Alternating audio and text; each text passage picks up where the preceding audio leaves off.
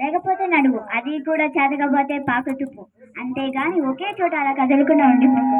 ఉద్యోగం రాలేదని, వ్యాపారం దెబ్బతిందని, స్నేహితుడు ఒకడు మోసం చేశారని, ప్రేమించిన వాళ్ళు వదిలి వెళ్ళిపోయారని అలాగే ఉండిపోతే ఎలా?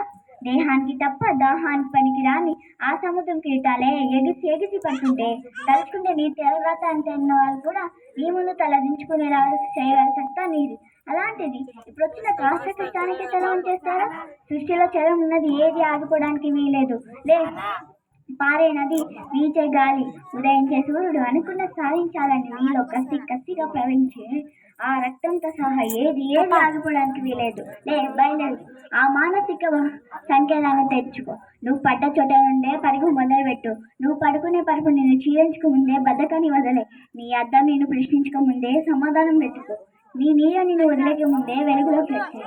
మళ్ళీ చెబుతున్నా, కన్నీరు కారుస్తే కాదు, చెమట చుక్క చిల్లిస్తేనే చరిత్రలు రాయని తెలుసుకో.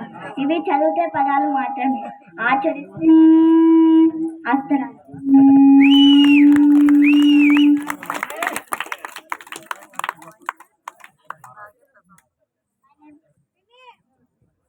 My name is Ansika. I am studying 8th.